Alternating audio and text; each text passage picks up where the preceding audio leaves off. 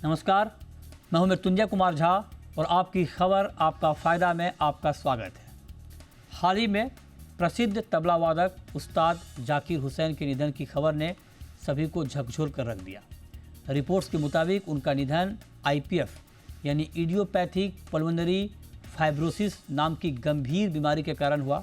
ये फेफड़ों से जुड़ी एक जटिल और करीब लाइलाज बीमारी है जो शरीर में ऑक्सीजन की सप्लाई को बाधित कर सकती है। चौंकाने वाली बात यह है कि इस बीमारी का पक्के तौर पर कोई इलाज अब तक सामने दिख नहीं रहा है। आज हम इस जटिल बीमारी पर डिटेल में बात करेंगे, जानेंगे कि इस बीमारी से आखिर बचने के उपाय क्या हैं, इसकी पहचान कैसे की जाए और अगर इसकी जद में आप आ जाएं तब आपके लिए क्या सावधानी बरतनी ज़रूरी है। इन तमाम मुद्दों पर हम बात करेंगे, लेकिन उससे पहले देखिए ये ख़ास रिपोर्ट।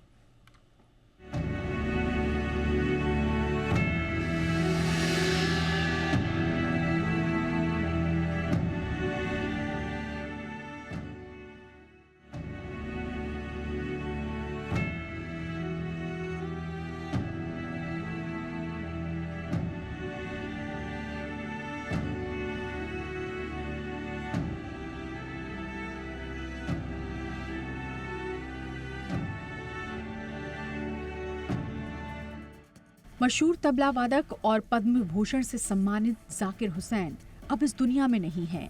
उनकी मौत से दुनिया भर में उनके चाहने वाले गमगीन हैं, लेकिन जिस बीमारी से उनकी जान गई वो चर्चा में आ गई है।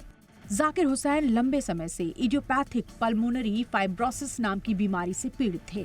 IPF यानी इडियोपैथिक पल्मोनरी फाइब्रोसिस फेफड़ों में होने वाली एक क्रॉनिक बीमारी है जिसके कारण सांस लेना तक मुश्किल हो जाता है। इससे कई दूसरी तरह की जटिलताएं भी होने लगती हैं। इस बीमारी के कारण फेफड़ों में फाइब्रोसिस यानी स्कैर टिश्यू बनने लगता है। इस वजह से फेफड़े खून में ऑक्सीजन को प्रभावी ढंग से पहचानने में कठिनाई महसूस करते हैं। ये बीमारी धीरे धीरे बिगड़ती है और अक्सर मौत का कारण बनती है। डॉक्टर्स कहते हैं कि फेफड़ों की ये बीमारी किसी को भी हो सकती है, इसीलिए समय रहते इसके लक्षणों की पहचान करना और बचाव के लिए निरंतर प्रयास करते रहना जरूरी है। IPF क्यों होता है, अभी तक इसकी ठोस वजह पता नहीं चल पाई है।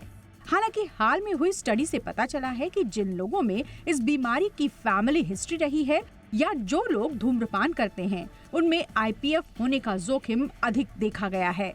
इसके अलावा वायरल संक्रमण, वायु प्रदूषण जैसी स्थितियां भी इसे बढ़ावा दे सकती हैं। ये बीमारी आमतौर पर बुजुर्ग लोगों में अधिक होती है और जैसे जैसे जीवन काल बढ़ रहा है वैसे वैसे IPF के मामलों में भी बढ़ोतरी हो रही है। IPF के इलाज में सबसे बड़ी समस्या ये है कि इसके लिए कोई प्रमाणित दवा नहीं है। इसके उपचार में कुछ एंटीफाइब्रोटिक दवाओं का इस्तेमाल किया जाता है। हालांकि इन दवाओं के बावजूद अधिकांश मरीजों का जीवन काल 3 से 4 वर्षों के बीच ही होता है। भारत में IPF के इलाज में अक्सर देरी हो जाती है, खासकर नॉन मेट्रो शहरों में, क्योंकि इसके लक्षणों का सही समय पर पता नहीं चलता। भारत में टीबी की उच्च दर के कारण अक्सर मरीजों को पहले टीबी की दवाइयां शुरू कर दी जाती हैं। IPF और टीबी के लक्षण समान होते हैं, जैसे कि खांसी और सांस लेने में कठिनाई। इसके अलावा एक्सरे में IPF के संकेत आसानी से पकड़ में नहीं आते। डॉक्टर्स का कहना है कि अगर इसे जल्दी पहचान लिया जाए तो इसका इलाज बेहतर हो सकता है। डॉक्टर्स कहते हैं कि पल्मोनरी फाइब्रोसिस और फेफड़ों से संबंधित बीमारियों से बचाव के लिए कुछ बातों पर निरंतर ध्यान देते रहना और बचाव के उपाय करना जरूरी है। स्मोकिंग से दूरी बनाकर आप IPF से खुद को बचा सकते हैं, लेकिन पैसिव स्मोकिंग भी आपके फेफड़ों के लिए हानिकारक है। इसीलिए धूम्रपान करने वाले लोगों के आसपास रहने से बचें। जो चीजें आपके फेफड़ों के लिए दिक्कतें बढ़ाती हैं, उनसे भी दूरी बनाएं। केमिकल से निकलने वाले धुएं भी आपके फेफड़ों के लिए खतरनाक हो सकते हैं। फेफड़ों की बीमारी से बचने के लिए खान पान में सुधार करें, एंटी इन्फ्लेमेटरी चीजों का सेवन करें। रेगुलर एक्सरसाइज जैसे वॉकिंग, साइकिलिंग फायदेमंद हो सकती है। सर्दी, जुकाम और फ्लू जैसे संक्रमण पल्मोनरी फाइब्रोसिस के लक्षणों को बढ़ा सकते हैं। ऐसे में निमोनिया का टीका और सालाना फ्लू वैक्सीन के बारे में डॉक्टर से सलाह लें। IPF एक गंभीर बीमारी है। कुछ विशेषज्ञों का कहना है कि ऑनगोइंग क्लिनिकल ट्रायल्स और नई दवाइयां इस बीमारी के मरीज की उम्र को थोड़ा बढ़ा सकती है। एक्सपर्ट का कहना है कि कुछ नई दवाइयां 12 से 18 महीनों में उपलब्ध हो सकती हैं।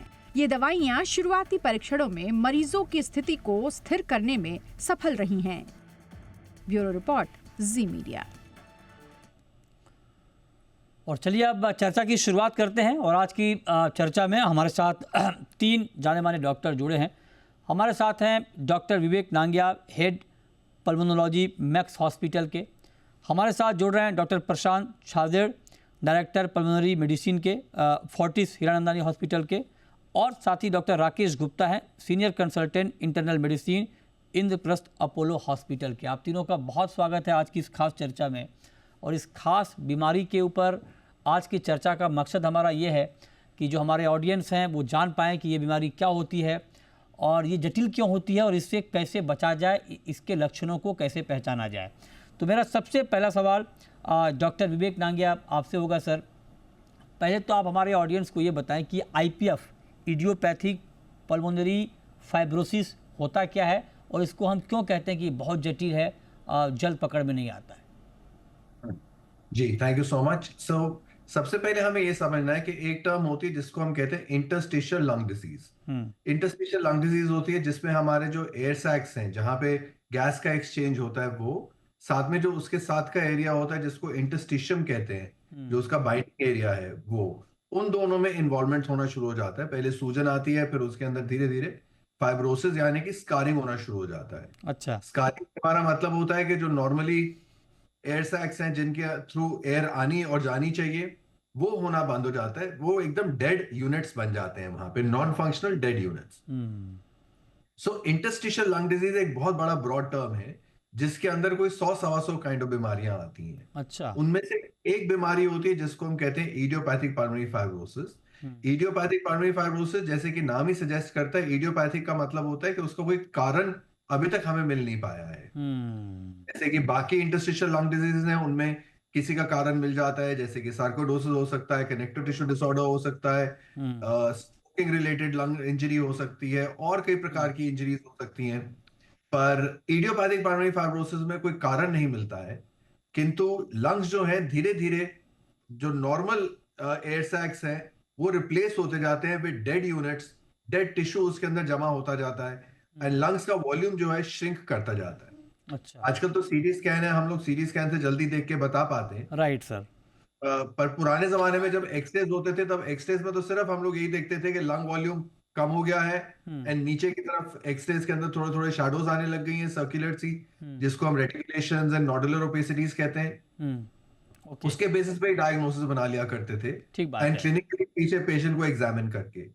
एक जो अर्ली फीचर जो हम देखते हैं, इनका जो क्लासिकल प्रेजेंटेशन होता है इन पेशेंट्स का, वो होता है dry cough and progressively increasing breathlessness. मतलब हल्की हल्की खांसी रहती है, उनको ड्राई रहती है, बलगम नहीं आता है, जुकाम वुकाम से एसोसिएटेड नहीं होता है। कुछ लोगों को इनमें से गैस्ट्रोइसोफेजियल रिफ्लक्स यानी कि एसिडिटी जैसी प्रॉब्लम भी हो सकती है। और फिर ब्रेथलेसनेस, सांस फूलना शुरू हो जाता है कि एक आदमी अगर पहले 100 मीटर चल पाता था बिना सांस फूले, अब वो 80 मीटर पे ही सांस फूलना शुरू हो जाता है, या उनकी 100 मीटर चलने की गति धीरे धीरे कम हो जाती है। ओके, ठीक है। तो ये आपने डिटेल में बताया। अब चूंकि इसीलिए मैंने आपसे पहला सवाल पूछा, मतलब जो दर्शक हमें देख रहे हैं, इसमें जो ये लिखा हुआ है कि इडियोपैथिक पल्मोनरी फाइब्रोसिस, इडियोपैथिक का मतलब ये होता है कि जिसके कारणों का पता नहीं चलता किस कारण से हुआ है। और ये सिर्फ फेफड़े की बीमारी के लिए नहीं यूज होता है। अगर मान लीजिए कहीं पे ब्रेस्ट में कई बार लम्स हो जाते हैं और मान लीजिए वो ब्रेस्ट कैंसर भी नहीं है, तो वो कई बार पता नहीं चलता कि किस कारण से हुआ है, तो उसको भी कहते हैं कि इडियोपैथिक इन्फ्लामेशन के जरिए उस तरह से हो जाता है। तो ये अलग अलग नाम दिए। लेकिन अब जो बड़ा सवाल एक और है डॉक्टर प्रशांत, कि जैसे अभी नांगिया जी ने बताया कि इसके कारणों का पता नहीं चलता है, लक्षण आप जान सकते हैं, लेकिन इसमें यह कहा जाता है कि लक्षण जानने में भी आमतौर पे देर हो जाती है इसमें। क्योंकि मान लीजिए अगर किसी की सांस फूल रहा है, तो सांस फूलने में लोग बहुत जल्दी उस लेवल तक नहीं पहुंचते हैं कि मुझे ये दिक्कत हुई होगी, या तो कोई मानते हैं कि चाहे हार्ट का प्रॉब्लम है या फिर कुछ और दिक्कतों की वजह से ये दिक्कत आ रही है, तो वो कोर इशू तक नहीं पहुंच पाते हैं। क्या कुछ शुरुआती लक्षण इसके हो सकते हैं आईपीएफ के, जिसको हम अगर किसी के अंदर है और वो जानना चाहे कि हाँ अगर ये लक्षण है तो शायद हमें आईपीएफ हो सकता है, हमें टेस्ट कराना चाहिए, कुछ शुरुआती लक्षण हैं सर इसके? देखिए आपने बहुत इंपॉर्टेंट पॉइंट रेज किया ये कि अगर आईपीएफ इतनी जानलेवा बीमारी है तो इसका सही वक्त पे कम से कम टाइम में कैसे डायग्नोसिस किया जाए, तो इसके लिए एकदम सिस्टमेटिक अप्रोच है। यदि एक व्यक्ति एल्डरली है, मिडिल एज या एल्डरली है, जिसको खांसी आ रही है, जिसकी खांसी आम दवाइयों से सेटल हो नहीं रही है, खांसी वक्त के साथ बढ़ते जा रही है, then you have to evaluate. Evaluation में मैं नहीं कहता हूं कि आईपीएफ ही हो सकता है, कभी दमा भी हो सकता है, टीबी भी हो सकता है और आईपीएफ भी हो सकता है।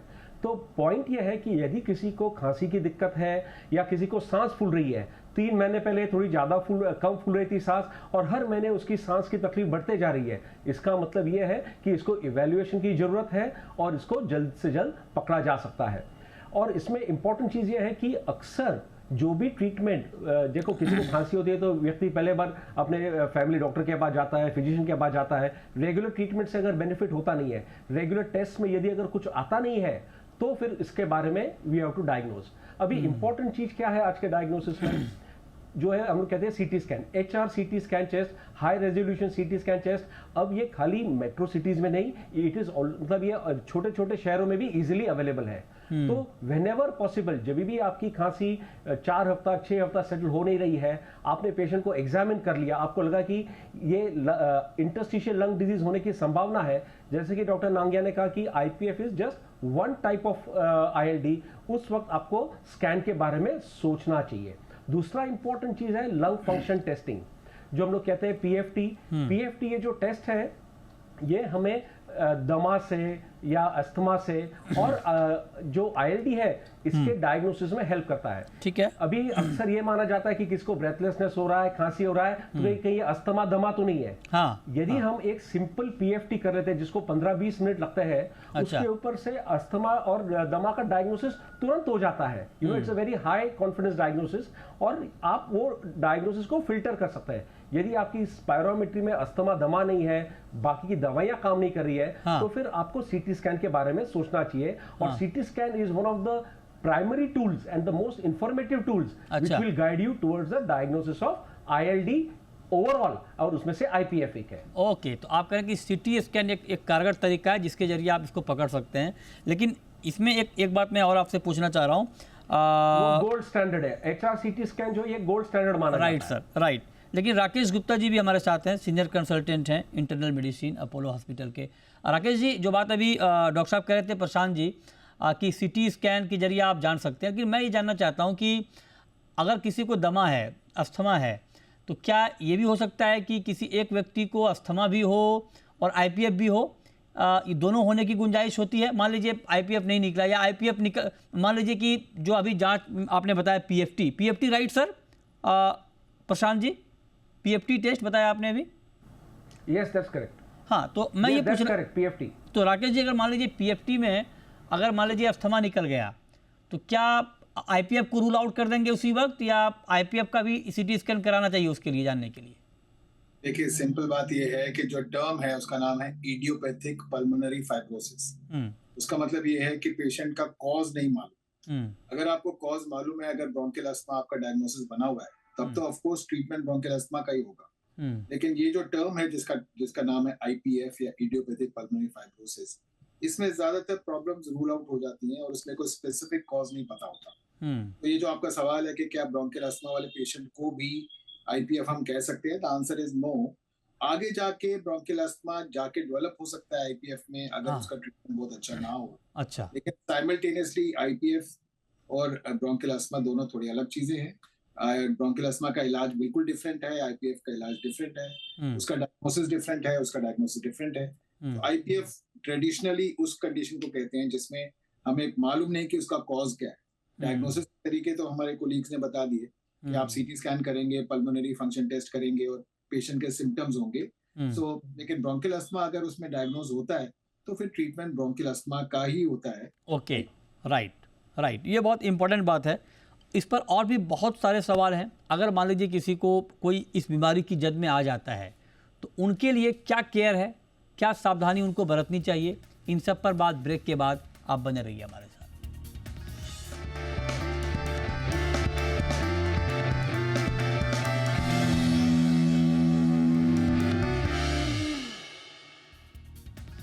ब्रेक के बाद भी हमारी खास चर्चा जारी है। अब नांगिया सर, मैं आपसे जानना चाह रहा हूँ कि अगर मान लीजिए, ठीक है, जांच की बात हो गई, दो बातें अब तक क्लियर हो गई हैं। एक तो ये कि इडियोपैथिक नाम आने का मतलब ये हुआ कि इसके कारणों का पता नहीं चलता है। दूसरा ये कि आप कैसे जान सकते हैं, अगर मान लीजिए कोई दिक्कत आ रही है, चलने में अगर आपका सांस फूल रहा है, दिक्कत आ रही है, 4 हफ्ते तक खांसी ठीक नहीं हो रही, तो आपको टेस्ट कराना चाहिए। CT स्कैन इसके लिए कारगर जाँच बताई गई कि उसके जरिए आप पता कर सकते हैं। पता अगर चल जाए किसी को कि हाँ IPF है और ये बीमारी उनको है, तब उसके लिए क्या प्रिकॉशन है सर? क्या सावधानी, क्या ट्रीटमेंट, क्या ये लाइलाज है सर या इलाज संभव है? जी देखिए, बेसिकली क्या है कि कोई भी बीमारी जिसके अंदर फाइब्रोसिस सेट इन हो जाए, फाइब्रोसिस का मतलब होता है स्कारिंग, स्कारिंग का मतलब होता है कि जो नॉर्मल टिश्यू है वो डेड टिश्यू में कन्वर्ट हो गया है। आप उसको वापस रिवाइव नहीं कर सकते, किंतु आप उसकी प्रोग्रेशन को स्लो कर सकते हैं। आप उसको रोक सकते हैं कि आगे ना बने। एक बार डेड हो गया टिश्यू, उसको आप रिवाइव नहीं कर सकते, किंतु फर्दर प्रोग्रेशन ना हो, उसको स्लो करने के लिए 2 प्रकार की दवाइयां आती है हमारे पास आजकल। 3 और दवाइयां भी हैं जिनके ऊपर रिसर्च चल रही है। हम भी एक स्टडी का पार्ट है जिसका भी रिजल्ट आ जाएगा अगले 1 साल में, जिससे पता चलेगा कि इनसे भी कोई फायदा हुआ कि नहीं हुआ। किंतु ये अभी हमारे हाथ में 2 दवाइयां हैं जो हम इस्तेमाल करते हैं अपने पेशेंट्स में, जिससे प्रोग्रेस स्लो करते हैं, और हमने देखा उससे काफी अच्छे रिजल्ट्स आते हैं। पहले जमाने में तो ये दवाइयां नहीं होती थी, तो यूजुअल जो है एवरेज लाइफ स्पैन एक इंसान का डायग्नोसिस के बाद 3 से 5 साल माना जाता था। किंतु अब ये दवाइयां आने के बाद हमने देखा है कि लाइफ स्पैन एक्सटेंड हो गया है। कितना एक्सटेंड हुआ है सर? कितना एक्सटेंड हुआ है? अब ये कहना मुश्किल है, बट हर इंडिविजुअल का एक अलग रिस्पॉन्स होता है, ट्रीटमेंट भी एंड डिजीज भी। हमारे पास ऐसे मरीज भी हैं जो पिछले 10-10, 15-15 साल से एकदम स्टैटिक चल रहे हैं, बिना कोई मेडिसिन के भी बिल्कुल ठीक चल रहे हैं, और कुछ ऐसे भी होते हैं जो एकदम रैपिडली डिक्लाइन करते हैं, मतलब विद इन 2 मंथ्स 3 मंथ्स ही उनकी डेथ भी हो जाती है। किंतु जो स्टैंडर्ड मीन एवरेज देखा गया है वो 3 से 5 साल एवरेज सर्वाइवल टाइम होता है इन पेशेंट्स का। एंड अब मेडिसिन के साथ थोड़ा और स्लो हो गया है। सो अपार्ट फ्रॉम मेडिसिन बहुत जरूरी है पल्मोनरी रिहैबिलिटेशन। इन लोगों को, सारे पेशेंट्स को लंग्स की एक्सरसाइजेस सीखनी चाहिए, लंग्स की कैपेसिटी बढ़ानी चाहिए। सिर्फ लंग्स की ही नहीं, पर ये जो मसल्स हैं बाजुओं की, लेग्स की, इनको भी स्ट्रेंथन करना चाहिए। न्यूट्रिशन मेंटेन करके रखना चाहिए। आगे कोई और इन्फेक्शन ना हो उससे प्रिवेंट करने के लिए वैक्सीन लगवाने चाहिए, स्पेशली इन्फ्लुएंजा के और न्यूमोकॉकल के। ये 2 वैक्सीन तो रेस्पिरेटरी इन्फेक्शंस से प्रिवेंट करते हैं। सो रेगुलर एक्सरसाइज करनी चाहिए। तो ये सब करने से हम कम से कम प्रोसेस को स्लो डाउन कर सकते हैं और कुछ हद तक कंट्रोल कर सकते हैं। ओके, ये आपने बढ़िया बताया। मतलब कुल मिलाकर सर अगर ये कहा जाए, जैसे आपने कहा कि जो टिश्यू डैमेज हो गए हैं उसको तो आप वापस नहीं ला सकते, लेकिन उसको और डैमेज होने से रोक सकते हैं, राइट? मतलब ये क्रॉनिक डिजीज है सर, क्रॉनिक डिजीज है, बिल्कुल क्रॉनिक है, राइट? ठीक है। अब लेकिन एक सवाल मैं आपसे ये जानना चाह रहा हूँ प्रशांत जी, कि क्या इस बीमारी का खतरा बच्चों में भी होता है सर, या ये सिर्फ बड़े लोगों की बीमारी है? प्रशांत जी, ये जो इंटरस्टिशियल लंग डिजीज, मैंने कहा ये ब्रॉड स्पेक्ट्रम ऑफ डिजीजेस है। कोई एकदम वेरी कम मात्रा के इंटरस्टिशियल लंग डिजीज है जो IPF नहीं है, जो आपको यंगर लोगों में मिल सकते हैं। बट जो IPF ये जो बीमारी है ये अक्सर एल्डरली लोगों में मिलती है, और कभी कभार आपको मिडिल एज व्यक्ति में भी मिल जाती है। तो ये एज रिलेटेड है। अभी अगर आप गाइडलाइंस देखो तो एज मोर देन 60 इयर्स कोई कंट्रीज में होता है, जहाँ पे बहुत उसे कॉमनली उसके बारे में व्यक्ति को सोचना चाहिए, डॉक्टर को सोचना चाहिए कि अगर somebody is more than 60 years, उनको खांसी है, सांस फूल रही है, और एग्जामिनेशन के ऊपर अगर कुछ फाइंडिंग्स है तो आपको IPF के बारे में सोचना है। यंगर पीपल में it is less common, but having said that we have people who are in their late 30s and late 40s also, और मिड 40s ऑल्सो, जिनका हमने IPF का डायग्नोसिस किया है। एक इंपॉर्टेंट बात ये कहना चाहूंगा कि ये जो इडियोपैथिक पल्मोनरी फाइब्रोसिस जैसे बहुत बार जिक्र किया गया है, इडियोपैथिक मतलब हमें उसका कारण पता नहीं है। बट अभी जैसे हमने पिछले 10 साल में देखा है, हम there are some test which can be done, जो आप ये इडियोपैथिक पल्मोनरी फाइब्रोसिस के जो पेशेंट्स हैं उसमें अगर आप ज्यादा खोज करो तो वो इडियोपैथिक पल्मोनरी फाइब्रोसिस ना होके दूसरे type of interstitial lung disease निकलते हैं, जिनकी ट्रीटमेंट अलग होती है, जिनका कंट्रोल कभी कभी बेहतर होता है। तो पॉइंट में एक ऑडियंस को ये कहना चाहता हूं कि जब भी एक इंटरस्टिशियल लंग डिजीज की डायग्नोसिस की जाती है, इडियोपैथिक डायग्नोसिस को हम लेबल करने के पहले हम बाकी causes of interstitial lung disease क्या है उसके ऊपर भी काम करते हैं। Right. उन्हें रूल आउट करना है Right. क्योंकि उसका ट्रीटमेंट पैटर्न, जो ट्रीटमेंट अप्रोच है वो अलग है। और कोई इंटरस्टिशियल लंग डिजीज में जैसे कि हम मानो कनेक्टिव टिश्यू डिजीज है, उसमें वो व्यक्ति का अक्सर आउटकम बेहतर हो सकता है compare to the IPF। And lastly I want to say कि जैसे डॉक्टर नांगिया ने कहा कि जो एंटीफाइब्रोटिक मेडिसिन जो दी जाती है, हमारा ऑब्जर्वेशन है कि सिलेक्टेड पेशेंट्स में बहुत बढ़िया रिजल्ट्स मिले हैं। हमारे पास काफी पेशेंट्स जो 7 to 10 years रहते हैं। तो इसके लिए early diagnosis and early starting of treatment will help to slow down the progression of the disease। Right. जैसा डेटा आते जा रहा है, it is more and more encouraging that these two molecules which are available are helpful। Okay, ठीक है। तो ये बहुत इम्पोर्टेंट बात है। लेकिन डॉक्टर राकेश गुप्ता जी, अब मैं आपसे पूछना चाह रहा हूँ सर, जैसे अभी प्रशांत जी ने भी थोड़ा जिक्र किया इसका, कि अगर मान लीजिए किसी को ये बताना है किसी डॉक्टर को कि भाई आपको IPF है, तो उससे पहले बाकी जो पॉसिबिलिटीज़ हैं उसको रूल आउट करने के लिए कितने टेस्ट करने, ऐसा तो है नहीं कि डायरेक्टली आपने टेस्ट किया और आपने कह दिया कि नहीं आपको IPF है।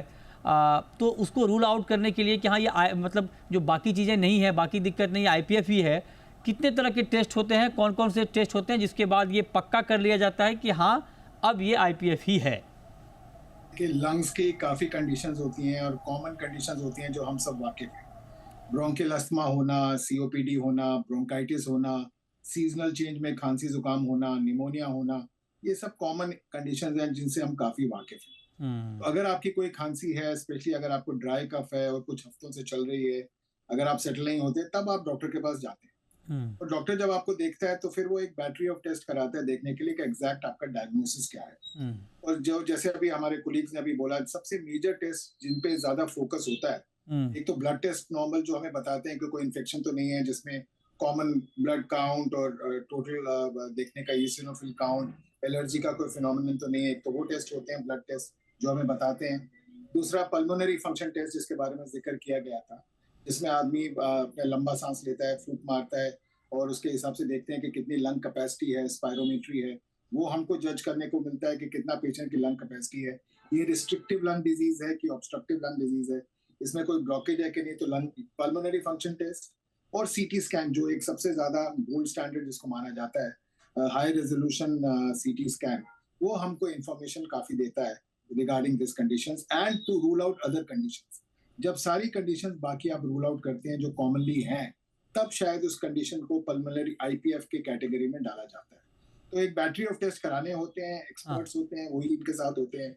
आपका बेस्ट फ्रेंड आपका डॉक्टर है जो आपको गाइड करेगा और उसके मुताबिक ही चलने का होता है, उसके मुताबिक ही चलता है। और यही मेजर टेस्ट है जो देखने को मिलते हैं। बिल्कुल, रेयर केसेस में कुछ और स्पेसिफिक टेस्ट हैं, बट बाय एंड लार्ज इन टेस्टों से मेजॉरिटी डायग्नोसिस हो जाते हैं, राइट मेजॉरिटी लंग कंडीशंस के। चलिए, ये बहुत अच्छी बातें आपने बताई। तो कुल मिलाकर ये है कि IPF यानी जिसको हम ये कहते हैं कि इडियोपैथिक पल्मोनरी फाइब्रोसिस, मतलब ये कि इस बीमारी के कारणों का पता नहीं चलता है, लेकिन हाँ अगर आप अलर्ट हैं, अगर आप सावधान हैं तो आप जल्द से जी। सर कुछ ऐड करना चाह रहे हैं आप नांगिया जी? सर आप म्यूट पे हैं आप। हाँ जी बोलें। ये साहब बोलें सर, आ रही आवाज़ जी। एक चीज हम कहना भूल गए, हाँ। ट्रीटमेंट में जहां तक ट्रीटमेंट का सवाल आता है, दवाइयों के बियॉन्ड जब पेशेंट्स को नहीं रिस्पॉन्स आता है या जो प्रोग्रेसिवली डिटेरियोरेटिंग होते हैं, स्टेज ऐसी भी आती है जब वो ऑक्सीजन पे आ जाते हैं और 24 घंटे उनको ऑक्सीजन की जरूरत पड़ती है, ऐसे केसेस में लंग ट्रांसप्लांट भी एक ऑप्शन है जो हमने देखा गुड हमारी कंट्री में भी अब होने लग गया है, ऑल्दो अभी भी इन्फेंट स्टेज में ही हम मानेंगे उसको, किंतु लंग ट्रांसप्लांट भी एक ऑप्शन है जिसको हमें कंसिडर करना चाहिए। ओके, वो भी अगर हम टाइमली कंसिडर करते हैं तो उसका भी रिजल्ट अच्छा आता है। ये आपने अच्छी नई जानकारी दी, ये बहुत अच्छी बात है। बहुत शुक्रिया नांगिया जी आपका, बहुत शुक्रिया प्रशांत जी आपका, बहुत शुक्रिया राकेश जी आपका हमारे साथ आज की इस खास चर्चा में जुड़ने के लिए और डिटेल में IPF यानी इडियोपैथिक पल्मोनरी फाइब्रोसिस बीमारी के बारे में बात करने के लिए। छोटा सा ब्रेक के बाद भी खबरें जारी हैं। नमस्कार।